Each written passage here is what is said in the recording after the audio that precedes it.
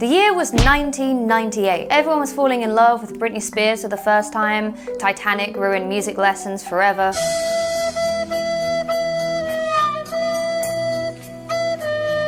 Google had only just been fucking invented and I was a 6-year-old little peach. Just look at that little cherub face. I had yet to learn the ways of this unforgivable, cruel, abominable cesspit we call Earth. But all that was about to change. In 1998, along with all of that great pop culture stuff, I had my first falling out.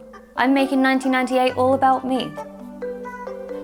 It's what I always do. I had a best friend in primary school called Sarah Jane. Back then, in primary school, anyone you hung around with for more than 10 seconds was your best friend, so take that with a pinch of salt. She was alright, I guess, looking back. I think I went to her house twice, so. But to me and Sarah Jane were friends to the end. We did fucking everything together at school. We walked across logs together, we did hopscotch, what else do kids do? I finally found the comfort of having a friend. God fucking damn it, I've never had many friends.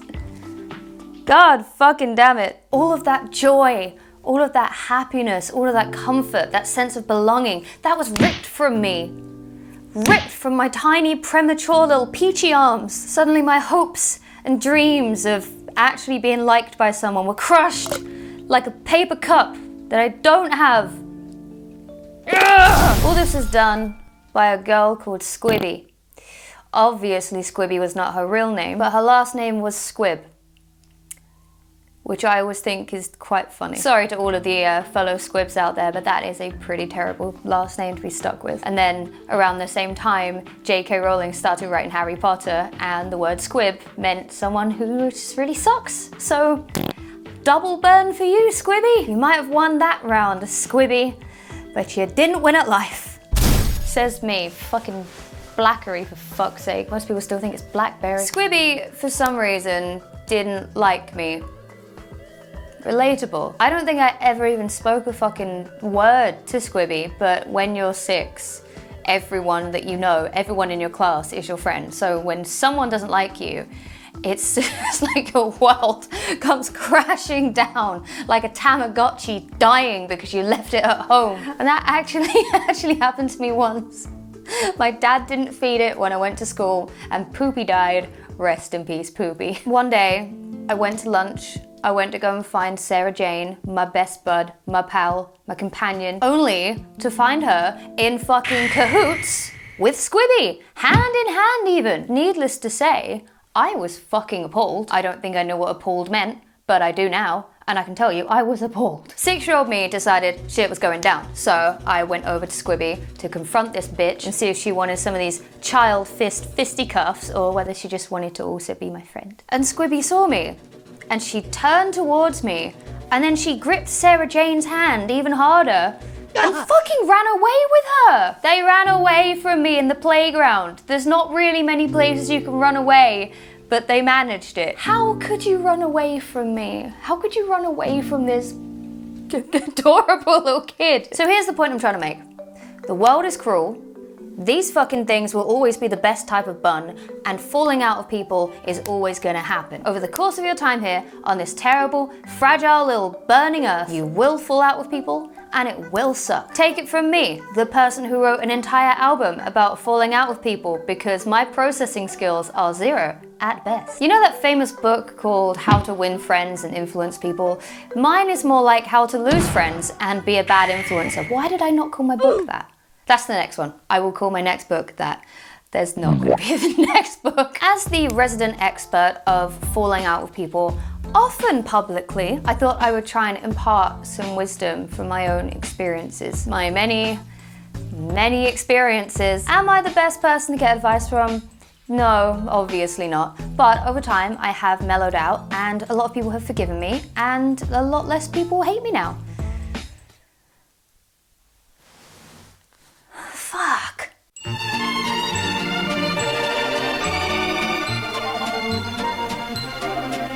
Number 1, it is inevitable you will fall out with people. If all of the people like you all of the time, you're probably really fucking boring. Or you're a dog. Actually, no, some people don't like dogs.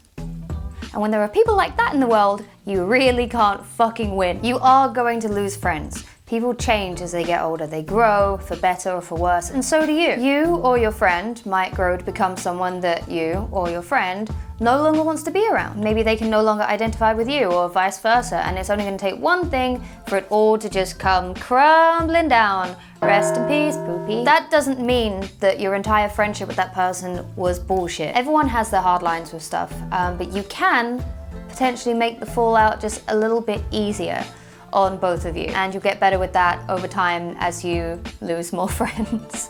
Number 2, it doesn't always have to suck to lose someone. I mean, it definitely will suck at first for a short period of time. If you're really close to someone and you fall out, then losing them might feel like a grieving process. You might get really angry or sad or talk shit about them. Don't do that. I'll get onto that in a minute. As I said, like over time, as you get older, you will start to realize when proverbial shit is hitting the proverbial fan. You can see when like the end of the friendship is coming. And when you're able to recognize that, often I would advise just open, honest communication from that point. And if you can salvage the friendship, great. If you can't, at least maybe you can end things calmly and civilly. Civilly?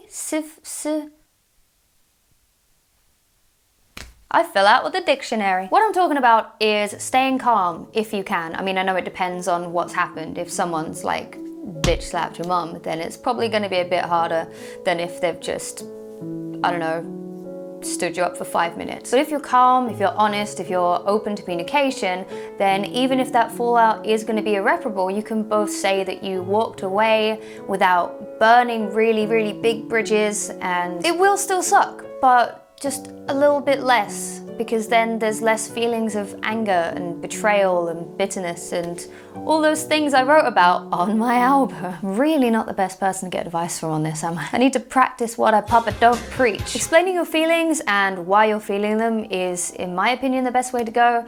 Sort of like, I feel really upset by this thing that you said the other day, and I know that confrontation is very, very, very hard, but if your friendship was worth anything in the first place, then it shouldn't be too difficult to be open and honest with them. And as I was saying a minute ago, don't talk shit about them ever, at all, especially on the internet, where everything gets saved. You might be really mad and one of your other friends might ask why you're upset. Don't spill the tea, don't open the parasol, or, well, what other things do kids say? Because it will get back to them, it doesn't make you feel better, and it doesn't make the problem go away. Point number 3, people are not obliged to like you, Emma, and also you are not obliged to like everyone else. If we all liked each other, we would all be the same human, and that would be crap. Individuality is the spice of life, although I do think the idea of everyone having identical personalities would be a very good Black Mirror episode. So Netflix,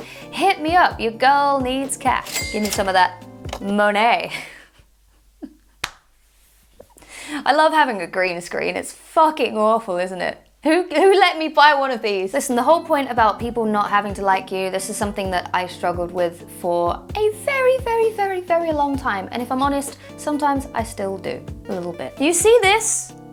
This little nugget right here? This is Mount Etna in Italy. It's also comparable to the size of my big, fat, fucking fragile ego. It's like my big, fat Greek wedding, but all about me. Trying to deal with people not liking me has in the past literally driven me quite insane. I used to try and dig and find every single specific reason why people didn't like me, why people were talking about me, what exactly made me so annoying. Now I get it. Now I understand. I am just fucking annoying, and there doesn't have to be a deeper explanation. I am just an annoying prick. But I digress. What I found out later in life is that sometimes people are just not gonna like you. I could save puppies from a burning building, and I would have people online saying it wasn't my place to do it, and it was irresponsible, and I shouldn't have saved those puppies, and I could have put them in more danger, and I'm an awful, annoying human being for doing it. But I digress. If your fallout was caused by someone just no longer liking you, because like I said, people change and people grow, and if it's clear that either you or them want it to stay that way, it needs to be respected. There's a fine line between trying to sort things out and harassing them into becoming friends again is not a good path to take and not always very successful. In fact, rarely successful, because you're just being annoying. Point number 4. You can stay out of other people's fallouts, even if they are between two of your other friends. If two of your friends or two people in a mutual group chat or whatever you kids are calling it now, if two people you know fall out, then they might be looking to you for support. They might want to vent to you, which turns into them bitching about that other person, and it may even lead to them trying to convince you to no longer talk to the enemy. Language such as, if you were my real friend, you'd know why you shouldn't be talking to them anymore. Or, if you were really my friend, you respect me enough to block them, is manipulative and vindictive, and you don't have to get involved. Really, you don't. You are your own person with your own friends, your own choices, your own beliefs, your own experiences. Say, I'm sorry this is happening to you guys.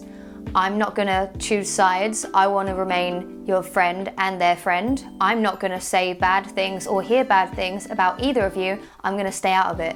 That's the best thing you can do. And they should respect that, because that's your choice. Don't pick sides and potentially lose a friend of your own just because you're being manipulated. And number 5, you're gonna be okay. It might feel like the end of the world. It might consume you for a while. You might wanna find out all of the dirt and see if they're still thinking about you. And yeah, you might cry. But your life is not over. You will be okay, you will move on, you will find new friends, and maybe in time you will be able to rebuild that friendship that you lost. Also, number 6, don't post anything onto the internet. Thank you. Let's stick that little nugget of wisdom in there. Anyway, this video has been going on for donkey's years, so I was going to include a Q&A at the end of this video, but I'm actually going to upload that as a part 2 on Monday. So, I already have all the questions, but in case I do another video like this, which I hope I do, you want to follow me on Twitter, and when I ask you guys to get involved with the Q&A in the future, you'll be able to. So look out for the new video on Monday where I answer your Qs about falling out with people.